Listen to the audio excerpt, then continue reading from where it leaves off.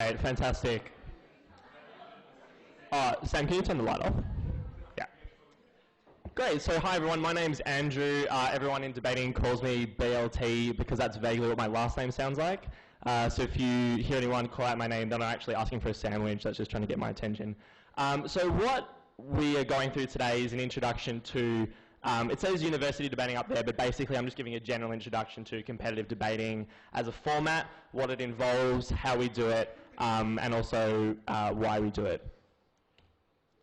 So what is debating? Firstly, it's a sport or a game or a pursuit where people attempt to be the most persuasive. So in the most intuitive sense, while you guys might be debating outside, about something in your personal life or about something in politics, that's essentially exactly the same thing as we do, except in a more formal competitive setting. So the types of motions that we can therefore have are very wide-ranging. So they range from social issues to political issues, environmental issues, and ethical issues. So it's far less restrictive than perhaps school debating or debates that you've seen in public before. We're very open in discussing almost any issue that can be successfully debated. So an example for a topic, which is something that you are told before a debate that you will be debating, like what the debate will be about.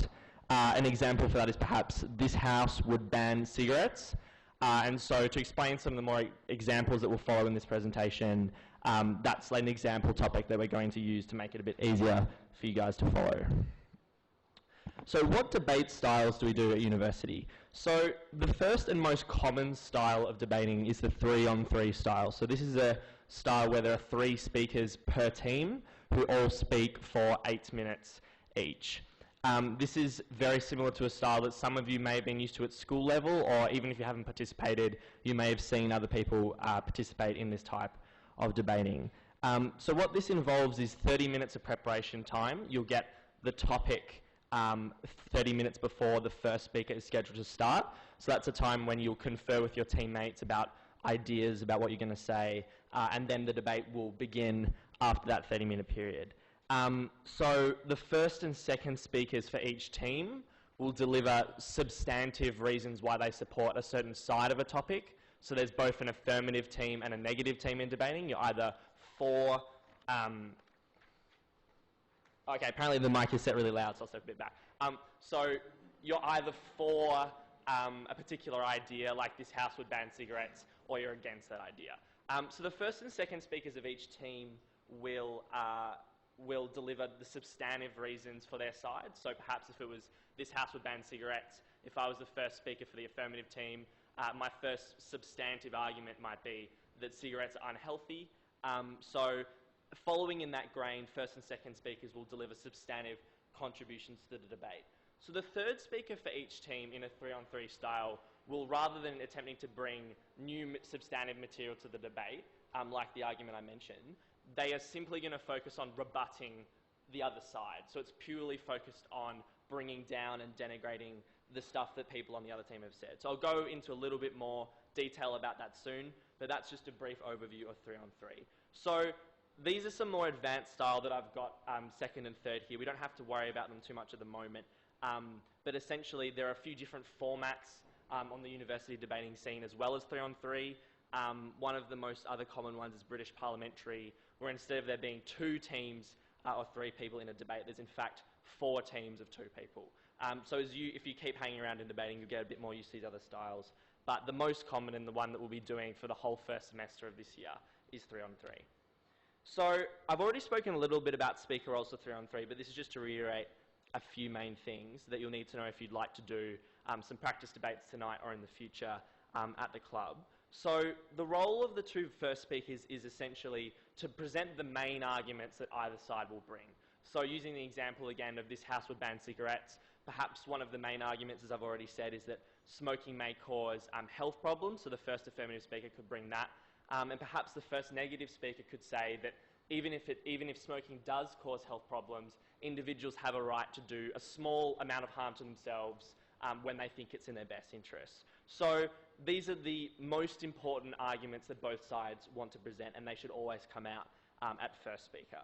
So that means that both speakers will do very little rebuttal. In the case of the first affirmative speaker, they will do no rebuttal, which is no responses to the other team, because obviously the other team hasn't spoken yet, so they're not able to do any rebuttal.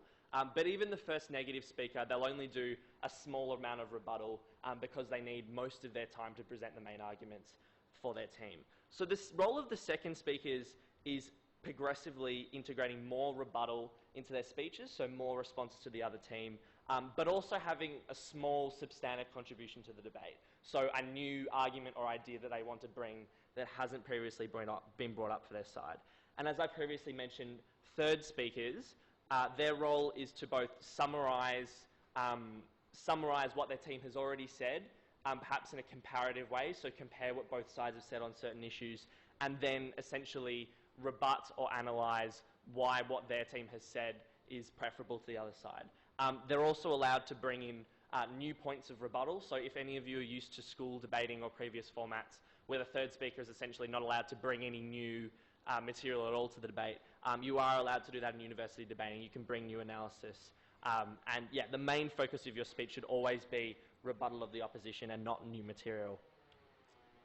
So, to talk a little bit about broad debating concepts and what your speeches should be made up of, we try in debating so that we have the most interesting debates and the debates that create a really good competition between both teams. We try to focus on general principles or policy reasons to make a decision.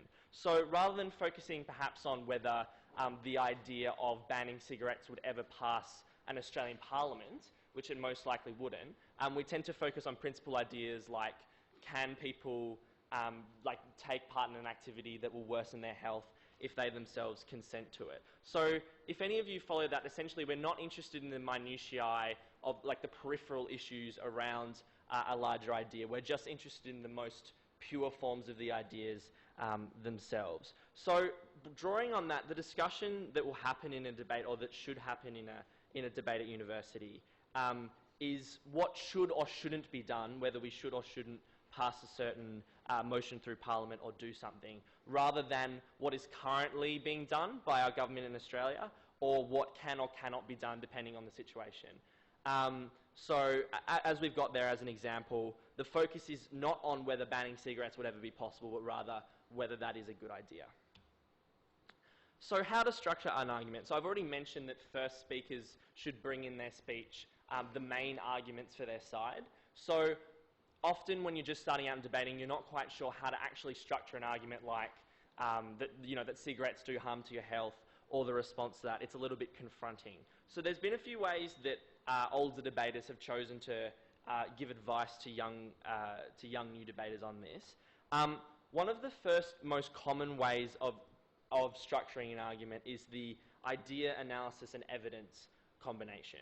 So what this does is it's basically a framework to try and break down arguments when we make them into easy steps that you can follow when you're trying to speak it in front of a whole lot of people and you're possibly nervous. So, for example, an idea might be that that cigarettes is bad for your health.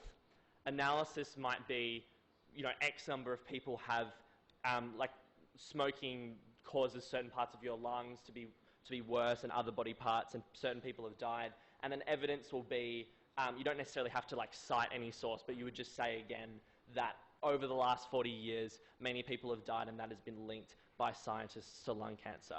So it's essentially the last part of that, which is evidence, is meant to be an example. So other ways that can be structured are in the form of a more principled argument. So this would be quite similar to the response to that argument that I've just presented, which I mentioned before. So perhaps a principle that the negative team in a debate about banning cigarettes could bring up is that individuals can choose to do something which will harm their own health when they themselves decide that it's in their own best interests. So that would be something that perhaps you could articulate as a principle. And then what you would do is you would bring up an analogy. So perhaps you would talk about a similar activity to smoking, like skydiving, where perhaps skydiving could have certain health risks to you or other certain harms, yet nevertheless we allow individuals to do this. So that in of itself involves a value judgment about whether that's a good or bad thing, but the analogy is an attempt to strengthen your own position with other examples of when the government and reasonable people generally permit that sort of activity. So I've already described that in relation to banning cigarettes, but also what can be integrated there is perhaps what a practical consequence of the activity would be. So in terms of banning cigarettes, emphasising the fact that many people could potentially die of their health risks would be including a consequential argument about the fact that more people are likely to die if we don't bring in this measure. So those are three ways of articulating arguments which will seem quite foreign to you now, and it's most likely that in your first few debates you'll just revert back to your own reasoning. And that's absolutely fine, and we encourage that. But if any of you would like a little bit of assistance in the way you'd like to structure arguments, we've found that that's quite a good way to sort of pad out something that you might want to say in your speeches. So a lot of this material might seem quite dense, and it's available in our training book on our website if you'd like any more clarification on all this material. So rebuttal. So I've already mentioned the word rebuttal quite a few times in this presentation, and I'm sure that some of you are still a little bit unsure about what it means. So rebuttal is essentially responding to a substantive argument that the other team has brought up in a debate. So it's something that you can rebut people in several ways, as I've put here. So when we just in general conversation respond to someone, we don't often think about what we're actually the component of their statement that we're responding to. So it's often quite good to break it down in this way to have a think about how you might want to rebut someone in the debate.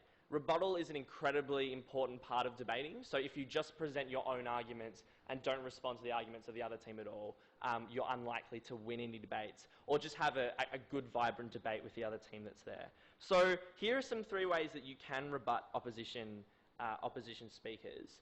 The first is by basic logic. So perhaps you would just point out that one claim that someone has made, that something that A will follow B, you could just point out that that simply wouldn't be the case for whatever reason. So to rebut that claim, you could use an idea, analysis, and evidence, as I pointed out before.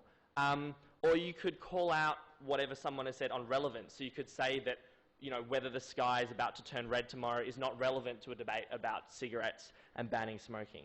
And in terms of, the last way is in terms of facts. So you could say that it simply isn't true that smoking causes health risks. I don't recommend that you say that in a debate about smoking, but nevertheless, that is a valid way of responding to someone's argument. So usually, of course, rebuttal doesn't neatly fall into any one of these categories, but this is just a general idea to give you about how you should go about responding to someone in a debate. So these are the types of debates that can occur at university. So because there are a large range of topics that we set here on Monday nights and also that will be set at tournaments, they tend to cover many different areas and play out in several different ways. So what I've put up here are two main types of debates that you'll see. The first is a policy debate whereby the affirmative team is proposing a policy that the government, either the Australian government or an international government, adopts, and then the negative team opposes passing that policy. And the second type of debate is an empirical debate, where you're asked a question and you are asked on the affirmative team, we support this particular sentence. So an example there is that we regret the invasion of Iraq. So if you're on the affirmative team, you agree with that statement, and if you're on the negative team, you do not agree with that statement. So you're, unlike a policy debate, you're not debating about whether anyone should do anything, you're just debating about whether a statement is true or not. So in terms of a policy debate, it's pretty intuitive. You'll be debating about whether a policy is fair, what type of people does it affect, how does it affect them, and that flows into whether the policy is beneficial or not. So do the positives of the policy outweigh the harms? Rather, in an empirical debate, that will often centre around what criteria we should use to do something. So perhaps if it was the invasion of Iraq, we would say, well, how should we measure regretting the invasion of Iraq? That tends to be a bit more peripheral. But essentially, it's quite similar. You're just weighing the facts and the analysis about why, whether you should agree or disagree with that idea. So essentially these debates will play out in a pretty similar way, but sometimes people tend to get a little bit confused by the second type of the debate because they're very used to the first type, which is focused on whether a government should do something. So don't worry too much about this. When you're just starting out debating, the vast majority of topics will be the first type, which is policy debate, whether the government should impose a particular policy. So when we're moving along a little bit in our in debating, and we're starting to have good debates after we've had our first few, where we're just sort of trying out public speaking in a debate context for the first time, a great thing to do is try and identify the clashes in respect of certain issues in a debate. So what we've got here, I've already articulated this first clash a few times, but a central point that the affirmative team and the negative team would disagree about in the smoking debate would be the health effects of smoking and what the government should do in response to the fact that people tend to harm themselves in this way for their pleasure. So if you try to think about both in prep and during a debate, the stance that both teams are likely to take on certain issues, it's going to help you see the debate a lot more clearly, and it's going to help you work out how you should maneuver your team's position to best deal with that clash. So the second clash that's up there at the moment is about how addictive cigarettes are and the extent to which people can consent to being addicted to smoking. So if you can identify that as a clash, you're going to have a much clearer debate and not only present more convincing arguments yourself, but perhaps have a better idea about what the opposition team is saying and take their points at their best, which we always try and encourage in debating. So as a third speaker as well, it's a great thing to compare the clash in the debate that's already occurred and say why your position on your side is more persuasive and should be adopted. So if you have a better understanding of the clash and the way that points interact, you'll be a better third speaker and a better speaker generally. Okay, so motion selection. So I've already spoken about what's going to occur in a debate, what arguments are, how you should present those arguments. So motion selection is a pretty procedural matter which simply determines what is going to be debated. So when you're here on a Monday night, we'll put up on the screen what team you're in, who you're debating with. It'll either be your friends or random people that we put you with. And then we will put up a set of topics. So in terms of 3-on-3 debating, we will put up 3 motions on this PowerPoint screen. And essentially the teams among themselves will decide what topic they're going to debate. So if any of you have done school debating, it's unlike school debating in the sense that school teachers or the DAV just told you this is what's going to be debated tonight. So we don't do that. We give people a bit of flexibility, and we have a system whereby we determine what topic is debated for any one debate.